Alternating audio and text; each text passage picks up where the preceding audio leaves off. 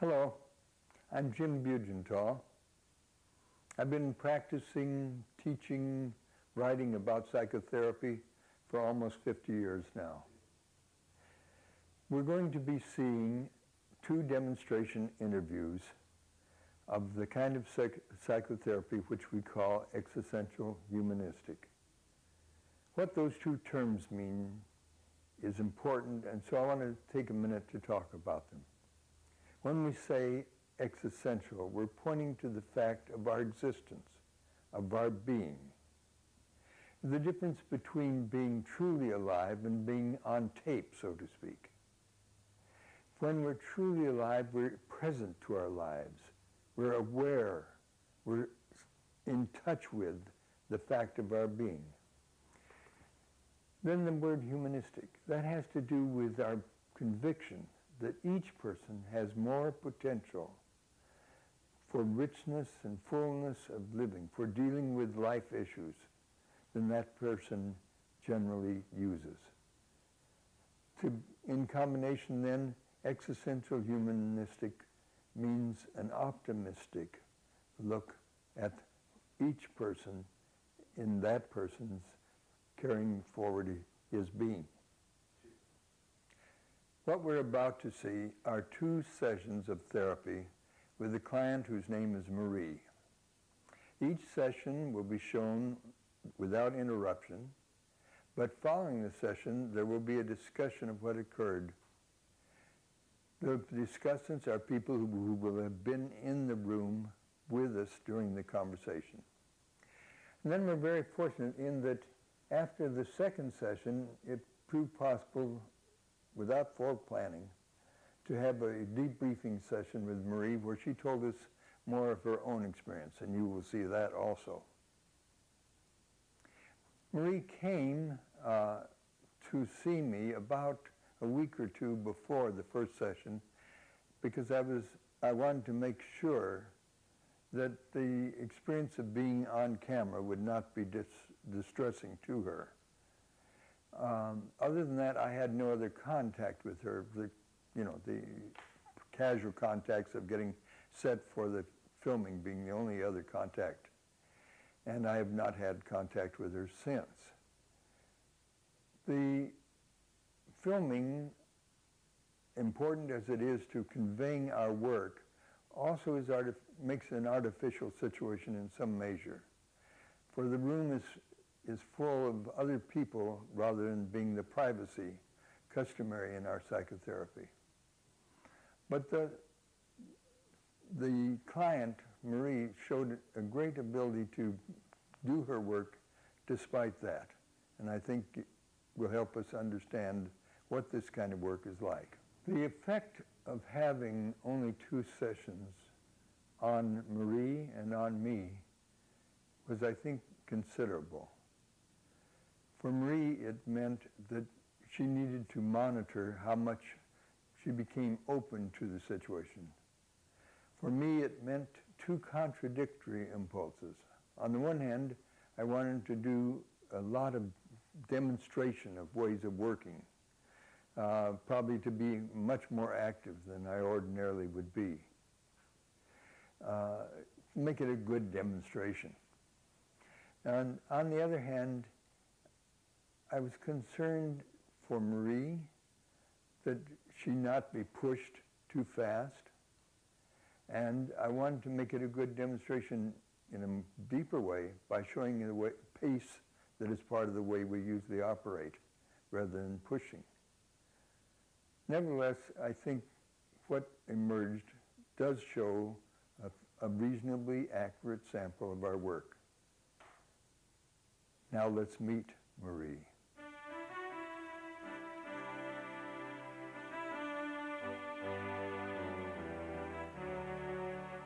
Marie, as you know, we have talked before briefly just to get acquainted. We didn't want everything to be just like we'd never seen each other before. We've had very little chance to really talk in any depth, and we appreciate your willingness to be here very much. You're welcome.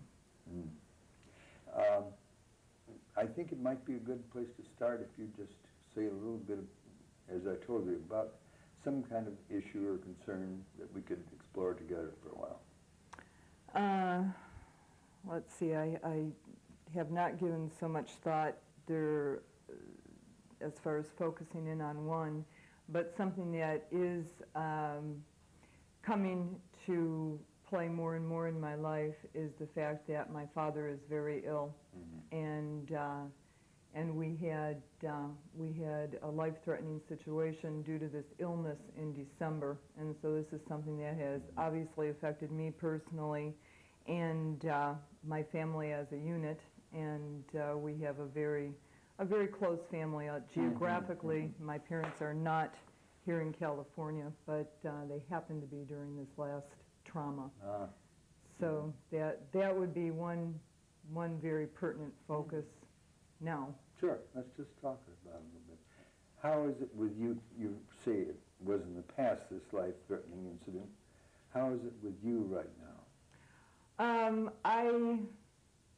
I have, by virtue of the fact that they are not here in California at this point in time, they left, maybe 3 weeks ago. I've been able to get a little more distance on the subject and a little different perspective, only because it is not something that I'm encountering on a daily basis. It's generally left me very sad. I think it's inevitable that this illness will kill my father, but there is a certain amount of hope that he will continue for a number of years. That may be a bit optimistic, but I feel that that's a healthier way to look at the whole situation.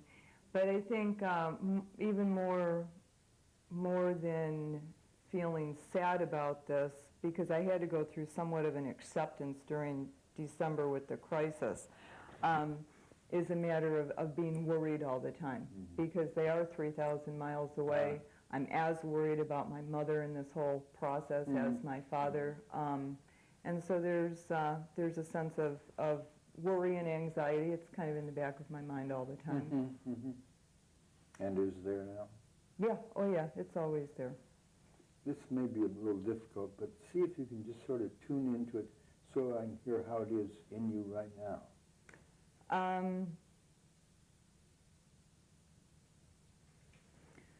Right this very minute, it's under control. It's under control. I think that is by virtue of the fact that I had a very positive conversation with them yesterday. So a lot of times after chatting with them, it leaves one wanting for numerous reasons. But I think yesterday they both sounded upbeat, and so in effect that was, you can get off the phone and say, phew, we're okay until the next conversation. So as far as really searching myself, I think that if I'd allow myself to really, really, really start thinking about the inevitable consequences of this disease, that I would get very sad once again. But right this minute, I'm okay on it. It's something that I'm coping with all right today, right now.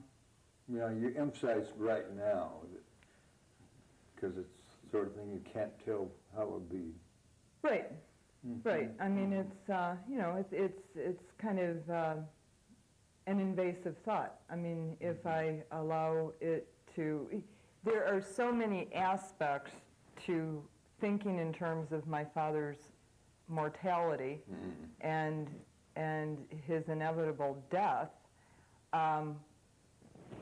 There's how I will react. There's how my siblings will react.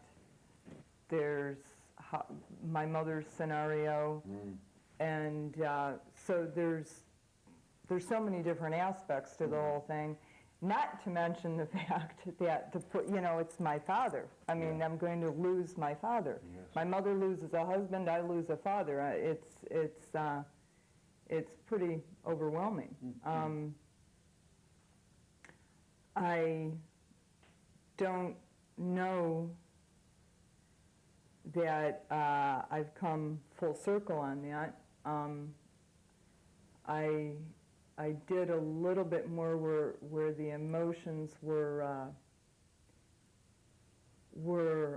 overwhelming in December, but I think my energies, I have taken the course where my energies, those energies are better put towards trying to come up with some interim solutions, trying to be positive, trying to help myself and the family cope.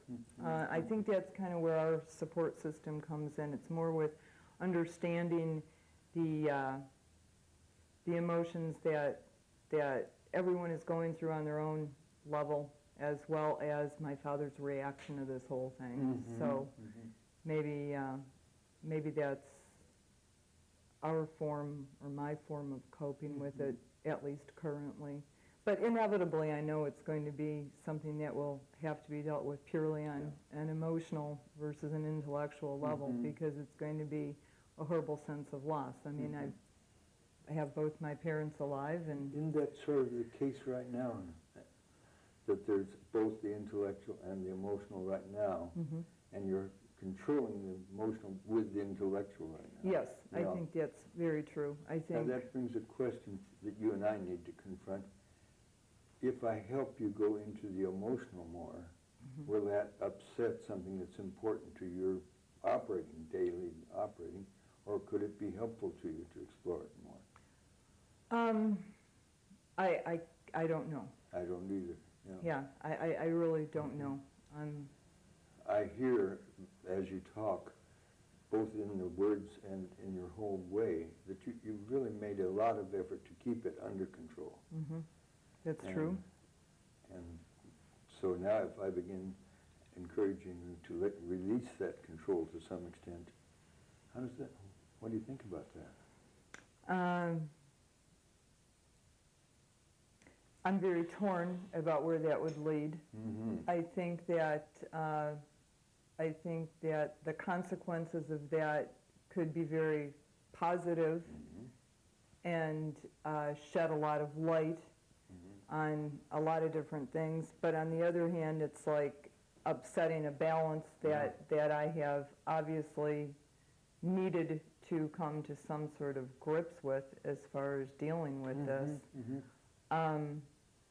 So that's my honest answer on that. Why don't you take a minute right now, if you can do it out loud, but if you can to yourself, and kind of see it, because it's really your choice, Marie, which direction to go.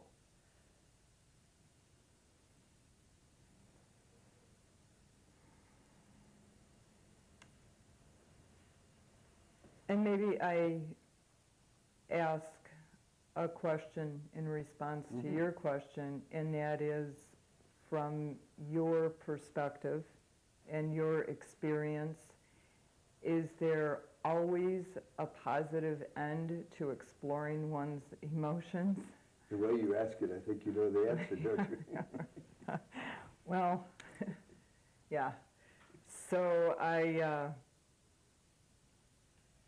suppose I can say that more often than not, if we get a chance to really look through and feel through our feelings, we come to the situation involved with better perspective. That's not always positive in the moment, though it may be in the long run. Right. Well, it's taken me a long time to get to the perspective I currently have. Only, I think, with the motivation being one of coping more than anything else. It's a hard choice, and I want you to really feel free to make it either way you want. No, I think I think under the circumstances that it would be a good endeavor. It's very gutsy. Well, that's what I'm saying now, so. I understand. Well, let's make one ground rule. Okay. That any time you find it too uncomfortable, you tell me that. And if we can't balance it out more comfortably, we'll just stop and give you a chance to do whatever you need to do with it. Okay. Good.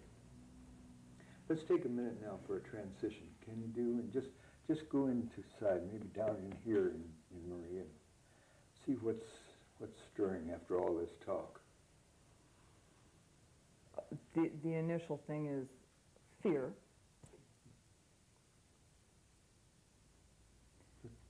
Take your time. Fear comes first. Mm-hmm. Then a certain amount of acceptance, I think. I think this process that you and I will go through is something that I will have to go through on some level at some point in my life, I think, to get the full perspective on the situation. In general terms, death is something that I've not had to deal with a lot in my life, and I am getting to the age that many of my friends' parents are getting ill or dying. I mean, it's becoming more evident, and it brings up a whole bunch of issues. Yes. But what does it bring up right now for you?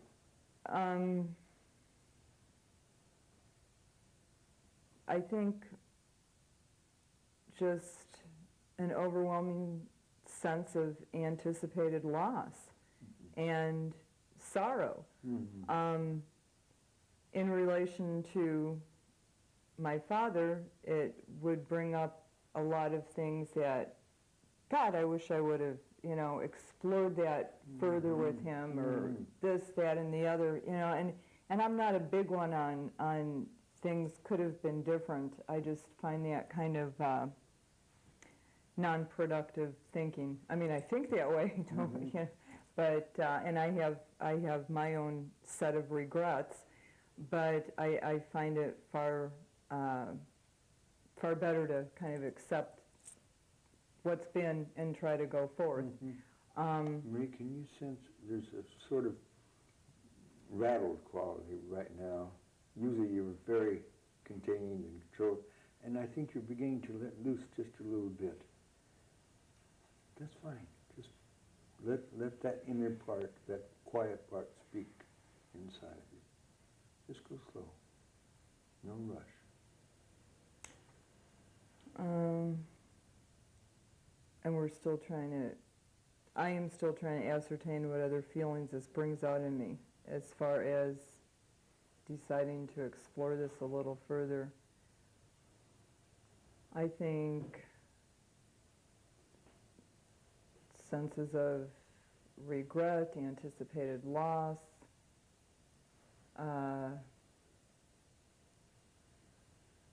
a certain amount of helplessness too. Helplessness more that I can't help my mother. And I maybe one overriding thing that I did not hit upon earlier is the fact that there are going to have to be some very basic decisions made. And although these decisions have been grappled with before, it's kind of like, it's inevitable. I mean, where people are going to live and things of that nature. Yeah. So, in other words, there is potential for some major changes, some real major changes for everybody involved.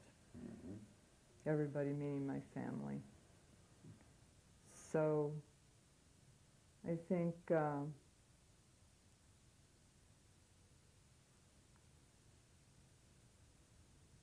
think what it ultimately it does for me is I lose any measure of control. I mean, any control I've got over, I have no control over this situation. There's absolutely nothing I can do about it as far as what's going to be the inevitable. And control has been important to you. Oh yeah. Oh yeah. Yeah, that's Kind of a wry smile there. Huh? oh yeah, that is definitely one of the ways that I get by. Say a little more about that. Getting by through control. I have my own theory on this. All right. As far as myself goes, and when I say control, I'm talking in terms of self-control, and I feel as though that MO has served me well, because in the past I have been out of control. And so you know the contrast. yeah, I sure do. I noticed a minute ago when I reflected about control being important, your whole manner changed for just a minute. The careful face broke up into a grin. Yeah. Your voice had much more modulation, and generally you have somewhat monotonic speech. I felt like I got a glimpse of the Marie back of the public Marie. Yeah, there. Can she talk anymore? Oh, sure.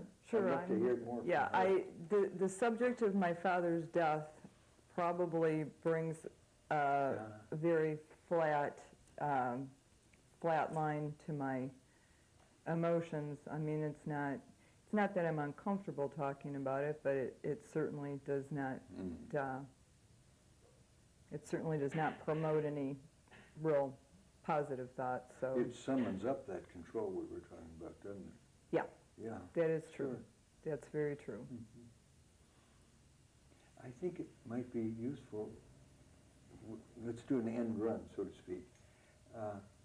If you could let the Marie that's back of the control, so the strong control, if you could get in touch with her, let her speak a little bit. Well, they're actually one and the same person, so that's okay. I mean, I'm at least integrated to that degree. Right. But one thing that I know and I have kind of experienced, say in the last 6 years, 7 years, is that I have been far less spontaneous than I used to be. I think some of that, and naturally, I think the easiest way to explain that is just in terms of the restrictions that my lifestyle imposes, the demands of work, going to school, family, et cetera, et cetera. But I do know it goes deeper than that. Do you miss the old way? Oh yeah. Oh sure.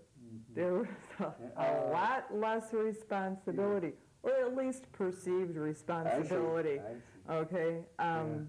I see her in that smile that comes through. Oh, and I still have a good time every once in a while. Right. But definitely I take things a lot more seriously than I have ever in my life. And I think that kind of came as a result of a life change I went through about, I guess, going on 7 years ago. And I quit drinking then. And that was major. And I think one of the ways that I coped with not drinking was to become much more controlled. And because it was an act of sheer will at that point in time. So, but you did it. Yeah. Yeah, I did. Yeah, I did. And I think that the ways in which I coped with that had a natural spin into the way that I operated, period. So, help me understand that a little more. Well, I think I mean, going back to the spontaneity and the lack thereof, I think, and this goes just through my own way of kind of understanding this, I understand. that there was always a lot of internal and external pressure to do well, to do this, to do that, to do whatever, and to become the President of the United States. No, not quite, but I mean, that could have been. But pretty high, huh? Yeah, there you go. Yeah. That kind of sets the standard. And that imposed a lot of stress from the time I can remember upwards. So the way in which I dealt with that is I drank. And I started drinking not at the age of 9 or anything like that. I mean, I started drinking probably when I was 17, 18, and it got increasingly worse, and it became my coping pattern, and it was the way that I could do away with all of those external responsibilities, for lack of a better way of expressing it right now. Your hands are pretty expressive. Yeah, the outside control versus the inside control. But it went both ways, because a lot of this was internalized, and I would not point a finger to anyone. I mean, it's me, it's my makeup. But drinking definitely did away with those constraints or restraints or whatever. But anyway,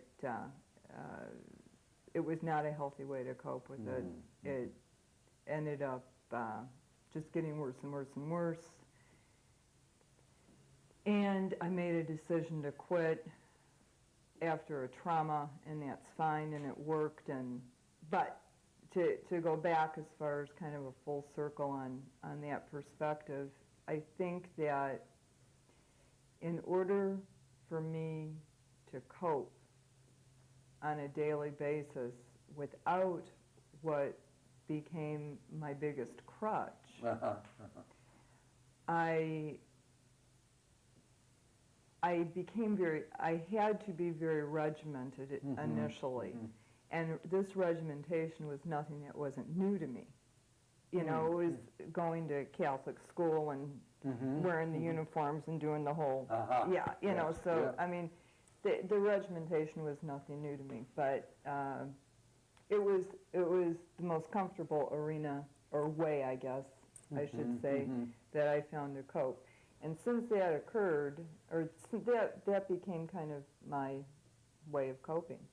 And way of living. And so I don't know, maybe it has gotten worse. It seemed like you were kind of speculating or trying to estimate just then. Yeah. Can you let me in on, what was that like, what were you doing just then? What I was just doing? I was trying to conjure my own head trip back then, and just kind of see how I was operating, and remember how I was operating, what my perspectives were, and how it was kind of working out for me. As you look back from today at that, what does that trigger inside of you? Oh, that poor girl. That's exactly. How did you do it? Yes. That's exactly what it triggers inside of me. I mean, that effort was pretty overwhelming for me. Yeah. I don't think that. Yeah. The amount of willpower that I had to find in myself was something I don't know if I'd ever be able to do again. I mean, I suppose because I did it once, I can do it again, but that was... But when you look back today at that time of change, you have sympathy and real admiration for the girl that did that. That is... Yeah, I do. I sure do. Yeah. I sure do. That's probably what I consider the greatest credit to me, is doing that. That was major. Yeah. I am darn sure that I wouldn't be sitting here talking to you if the other continued. Yeah. Your life really took a turn at that point. Yeah. Yeah. Yeah, I pretty much saved myself. I was like on the, I think in AA they call it the yets. It didn't happen yet. Well, I was like probably hanging on with one finger to the total yet. So it was about the last possible minute that things could have turned around. So although you chuckle about it now, oh, there's a lot of feeling. Yeah, there is, and I think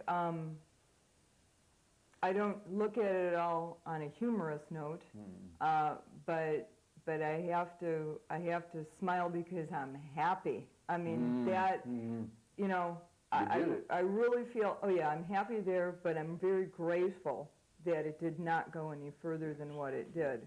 I mean, a lot of friends of mine are in a lot of trouble. So, and a lot aren't, you know. So I think we all kind of, everyone had to make a decision. When you said, if I hadn't made the change, bad. image of what that might have been. Can I imagine what it would have been like? I don't know. I'm just curious what the inner experience was, because clearly you had a lot of feeling about that. Well, it would have just been, I don't know, to be honest with you. I mean, when I laugh about it, and I say, well, and I shouldn't say laugh, but when I make light of it, it's like, hey, I would have been in jail or dead by now.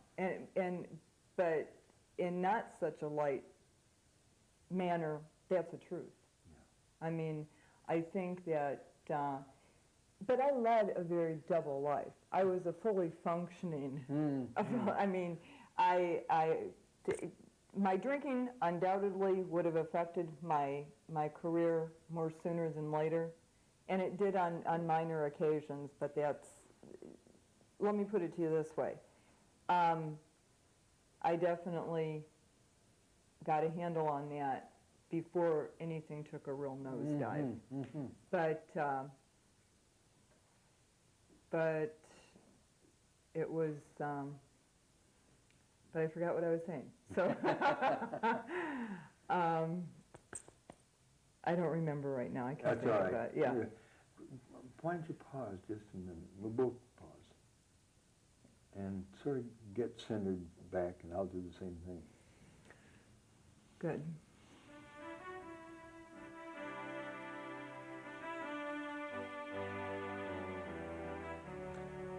Marie, there's no way we can pick up where we were, where we are now.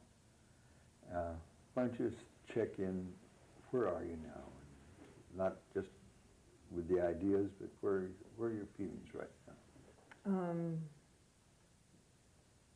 Let's see. I was just trying to, in my mind, regroup and connect and see how one subject kind of flowed into the other. But how am I feeling right now? Well, I'm feeling like I need to think about being spontaneous again in my life a little bit. So, which is something I do get accused of. So I don't know what it is. The control, organization, not as spontaneous. Accused says not approved of, huh? Right. I see. How do you feel that too, or is that more from the outside? Oh no, I feel it. And I freely admit it. It just happens to be the way I operate. And on some levels it works just fine. I should think so, yeah. Right. Yeah. So, and yet there's your eyes fall. well, There's another side to that story. sure there is. Because I think that one's freedom, or my freedom, is actually curtailed to a certain degree. But when there are X amount of responsibilities and things that need to be accomplished, if it's going to get done, it's going to get done. I do tend to quote unquote overbook myself, Mm-hmm. you know. Mm-hmm. I try not to say I will do 25 things and then consistently only get 20 of them done. So in other words, I try not to set myself up for a Yeah. loss. Do you know, you're telling me this with a little side glance of what is it? It's got a smile and sort of a rueful quality, is it? Oh, I don't know. Maybe it's just, maybe I'm just thinking that, if my sister, my husband, my brother were all here, they'd all be going, she's saying it out loud, which is kind of good. But so maybe that's why Would they be surprised? Would they be surprised? Mm-hmm. No, they wouldn't be surprised. But I think they'd say, "Good, she's admitting it," you know. So acceptance would be the first step. So you're known in the family for your control, huh? Well, the great organizer. The great organizer. Oh, sure. Yeah. Mm-hmm. But behind the great organizer, there's a impish or... Oh, yeah. Yeah. I mean, I'm the eldest of 4 children. I came about a lot of this stuff naturally. Mm-hmm. And it's one of these things where if somebody didn't do it, there have been, I mean, it wouldn't get done. So, okay, I'll do it. It's Mm-hmm, just, mm-hmm. that's the role that I assumed. Mm-hmm. Mm-hmm.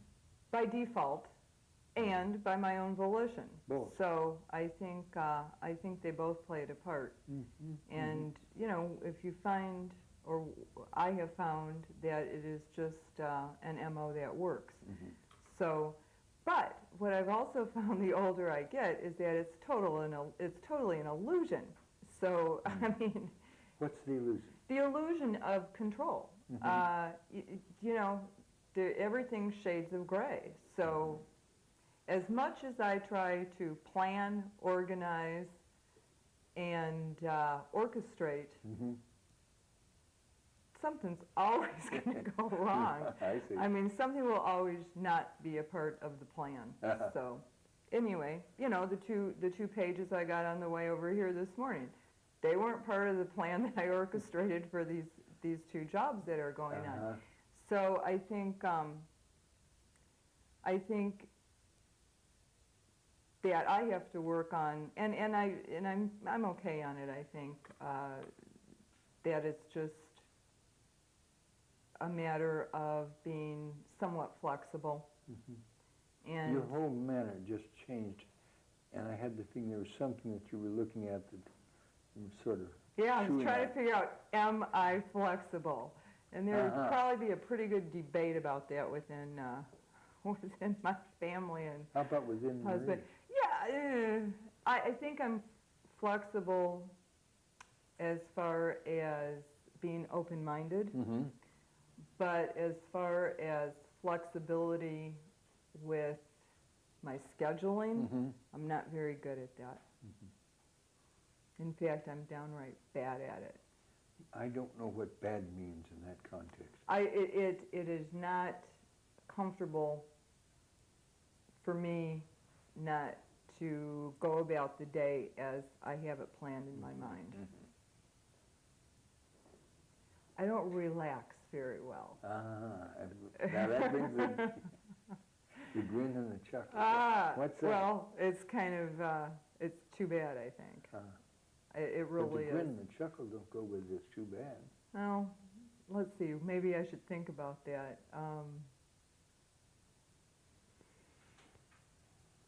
I don't know why. It is incongruent, I guess. You know, the association I had, the perfect pupil just cut class.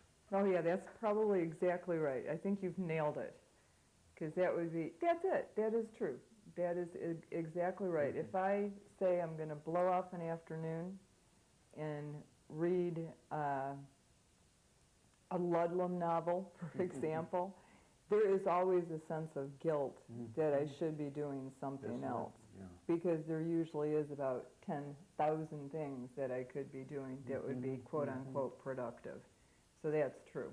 Does that trouble you? Oh, I was initially going to say not as much as it used to, but I don't know which part of it. I mean, there's a couple parts of it as far as troubling me. Does it trouble me that I don't have the kind of time, leisure time? Maybe, sometimes. Does it trouble me that I feel guilty if I do just take a break? Yeah, but that I think needs exploration. I know that I've kind of come to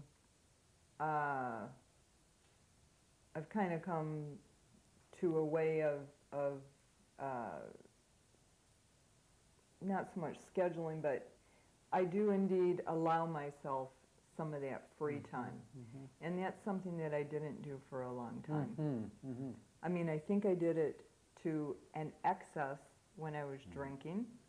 I didn't do it for the first 4 years I didn't drink, mainly just because that was one of the aids to help me along, okay? And now maybe I'm a little bit better about all that. But I think it's something that I still have got to come to some sort of terms with. I wonder if that's a thing we could talk more about, perhaps next time. Sure. And does this make sense as a good place to stop? Yeah. Yeah, it feels like a good place to stop for me. Okay. I want to suggest, Marie, don't feel you have to do any homework. Let whatever happens, any thoughts and reviews or anything like that happen. But you don't have to do anything like an assignment between now and next time. Good. And we'll talk some more. Thank you. Thank you.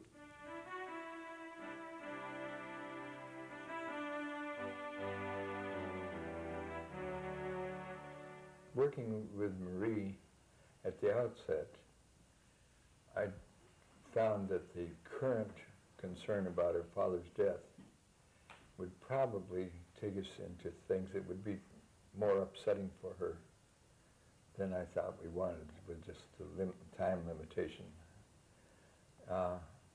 And I was thinking about that when I realized that I'd overlooked the thing I keep teaching you all about. What's the leading edge of the resistance, which of course was her control, so manifest.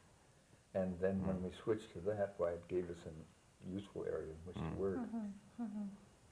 She was astonishingly candid, clear in her presentation, but the control was always there. Sometimes she was able to let it down briefly, and I respected that. And given her history and everything, she's done a splendid job.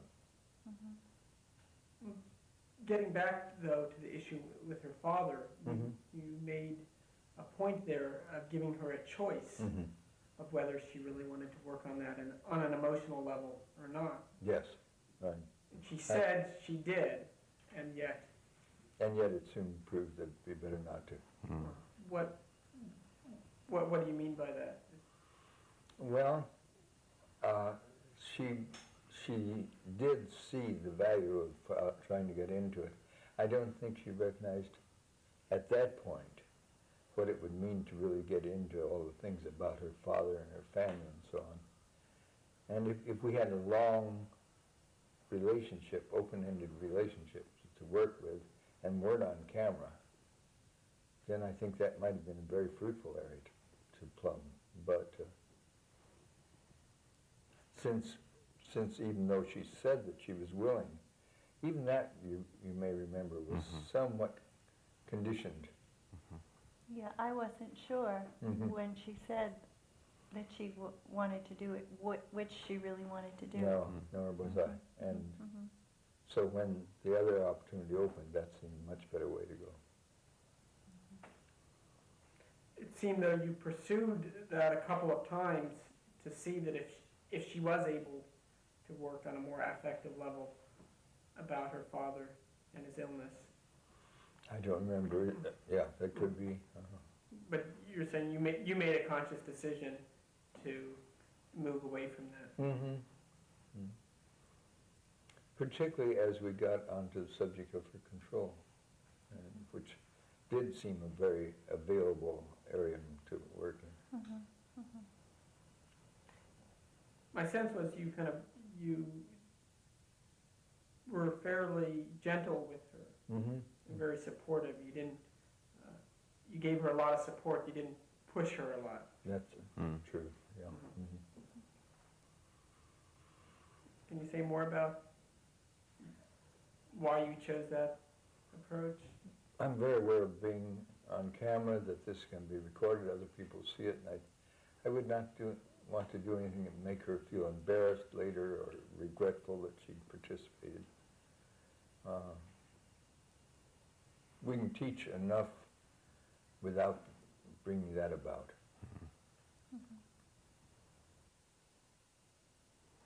I also noticed that you were quite willing to work with her in a time frame that she brought up about 7 years ago, and a lot of things happened for her. And knowing you and your sort of predilection for emphasizing and coming out of the here and now, I was interested in that, and how you came to be quite content to dally there. But she was experiencing now, I think, which is what I was going to, even though the content was 7 years ago. It seemed like you picked that up somehow, that there was a wealth of feeling attached to that time frame. And as we learned, it was a big emotional thing that happened 7 years ago, and it is still going on in a certain way. She's still very carefully controlled. Do you remember what clues you saw that led you to see or intuit that might be really fruitful there? I think, this is hindsight, so I'm not at all sure, but the thing that comes to mind now is the little change in her manner. I think I commented on. She had been almost monotonic. I was struck, because when I saw her briefly beforehand, she wasn't that monotonic. She was clearly in control as we began. And then something we saw, I guess when I reflected about the control, I don't know, it'd be interesting to see. But her manner changed. There was an almost girlish laugh. Her face became animated. Her tone had intonation and so on. That, I think, is the thing that particularly... Gotcha. Yeah, I did notice you really seemed to pick up on that and use that as a theme. And to recall her back to it from time to time. Yeah, you picked up several times on her laughter, on her It was kind of mannerisms, on her hand movement. Less controlled. That wasn't under such tight control, so it gave us an opening, an entry point. It seemed like you were able to do that in a positive manner, rather than confronting her on her resistance, on her control. You were able to point out the areas that were kind of breaking through that. Yes, right. And you really joined with her in a positive way about that. That's my effort, right. And particularly this early, quite aside from audience and camera, this is really the first interview. We had, 15 minutes maybe to get acquainted. And the first interview, I sure wouldn't confront her, in an abrupt fashion. She cooperated. That control was something she could let down, not drop, let down, and then bring back as she needed to. And she was willing to. Well, once again, for me, it spoke to the respect that you have for resistance and the importance that Marie feels about her need to control and to intellectualize. That they were going hand in hand. Your respect and her awareness for what she was doing and needs to do at times. Marie provides such a wonderful example of why one needs to respect resistance. She's remade her life.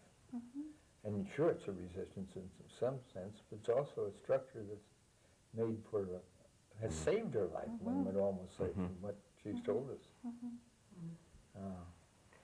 'cause you use the word resistance differently than a lot of people. A lot of people use it as resistance to therapy, and you could certainly conceptualize Marie's resistance on that level, her control being a resistance in the therapy, and yet you see it in a broader context. Much broader, yes. Good point though, Victor, because the resistance to therapy or to the interview that we saw was so quickly she could lower that. But the resistance back of that to being out of control, which is not something just in this room or with me, it's clear that's part of the way she has learned to manage her life. I don't want to overcome that.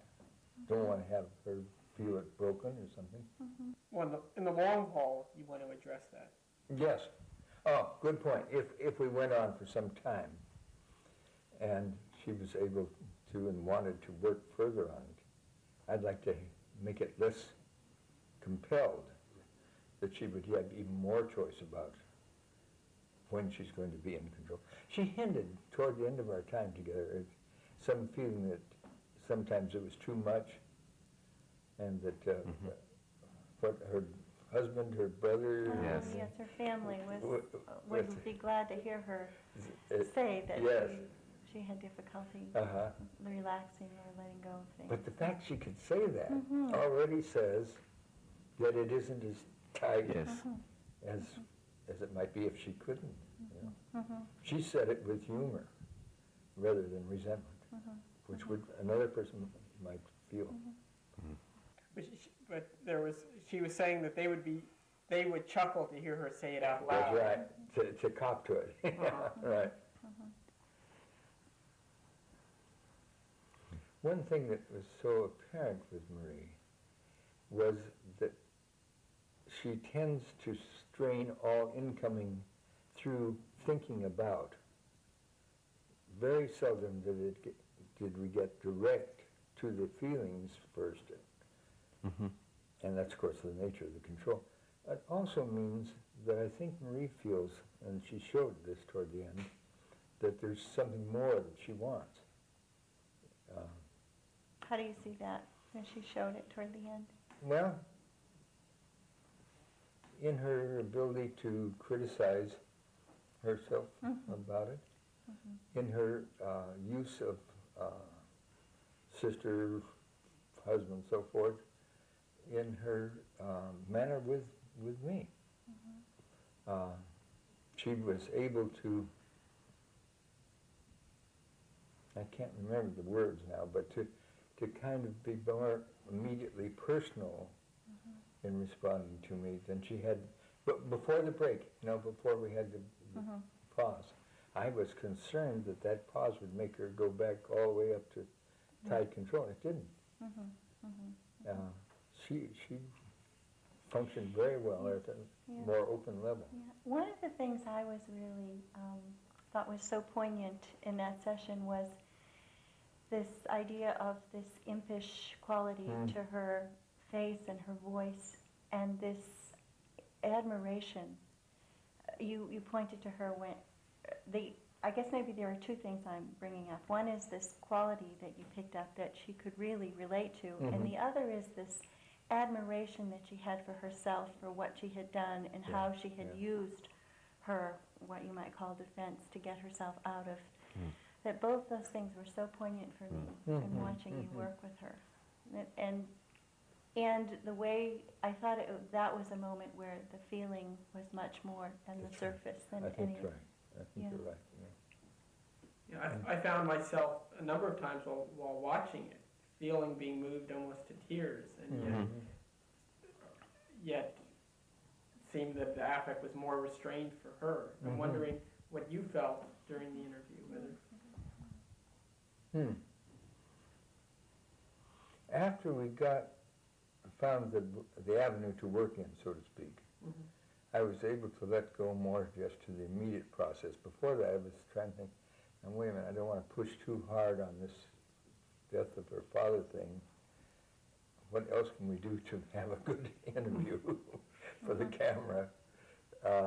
And I was busy like that in a way that I prefer not to be, but often happens. That often, that gets in the way of just It gets in the being way, with the client. right.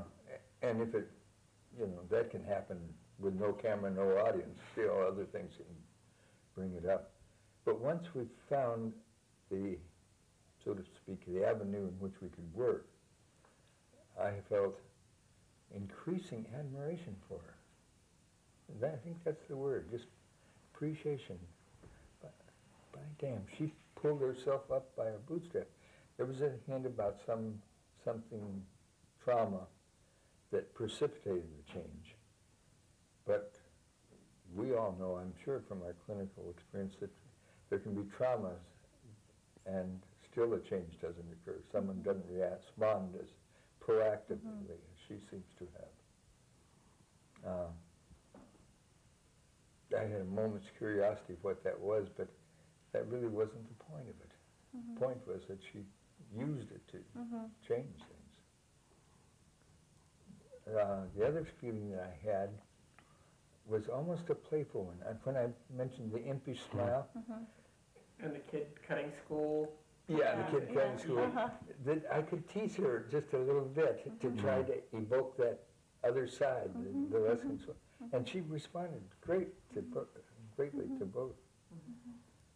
And I think that's important. You helped evoke the positive, or the side that was, we might think, well, she's telling us that she's sad, and she's not showing it. But there was this other side of her that is so important in this case, which is that spontaneity and that little girl and that. If we were working longer, again, open-ended, I would probably do something similar fairly early on. It helps to make the alliance stronger, that we've had that kind of understanding, sort of almost our secret understanding, that there's an imp in there that she... Then to come back to the sadness, we've got money in the bank, so to speak. Then to say, for instance, we might say, when you think how you feel about your father right now, can you say what comes with it in a way that I wouldn't have said this early? I haven't said that, I know. And that's...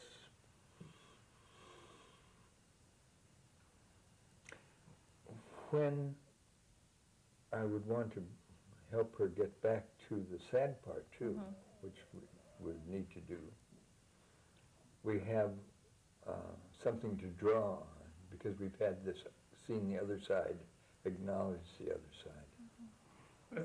What you refer to as kind of giving the support as well, balancing the support with the Confrontation. right. Exactly so, yeah. And it seems it's easy, when she would get up into her head a lot and intellectualize and give explanations for her behavior, there was a part of me that wanted you to push her more and kind of break through that resistance, kind of in a more traditional way of thinking about resistance. And this helps me to understand more of, you were really nurturing kind of the support and the alliance so that that such confrontations would be possible and she wouldn't feel attacked. That's the difficulty with first interviews and early interviews, building the alliance, the container within which confrontation can occur. We've sometimes said the support, the pressure, and the backstop.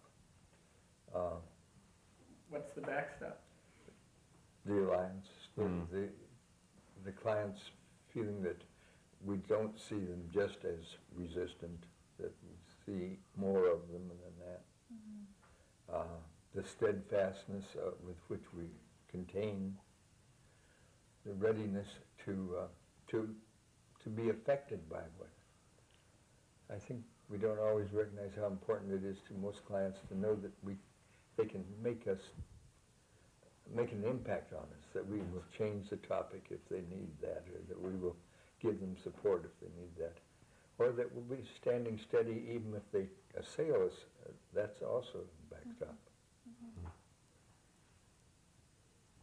Well, I guess it gets back to that, what we were talking about earlier in terms of defining her kind of resistance or that controlling part of her. And it seemed that even though you're saying you weren't really working on the underlying characterological No. resistance. In But preparing essence, the way you were, because you were already labeling it, and you were already talking about it, and you were already making that a topic of discussion. And just helping her recognize that, I think, is the first step. Yeah, absolutely. But it's from a high altitude. We hadn't come down to the ground level with it. We're just observing it, saying, oh yes, we see it's there. And then later, we need to come down to ground. Well, I think that speaks to when I'm always amazed, and it reminds me all the time to do myself in my work, is the pacing, the way that you, right from the beginning, stayed with her, didn't interject anything, didn't try to get it to go a certain way, but really looked for your avenue, but let her lead you to where that avenue was. And even with this resistance, it's the same. I think the thing that stood out for me most was her growing ability to let the other side, the playful, the feelingful side, and I suspect that the side that also has the pain in it, though that we didn't get into that. Even in this short, somewhat artificial situation, she really showed movement along that. She did. That's a pretty She even commented that she has something to think about now. Yeah, right, and she'll do it. Yeah, that's right. That's part of why I didn't want her to feel any assignment to work on it in between. Yeah, Because that would have been her tendency from what she told you. I think, yeah, I think Right. so.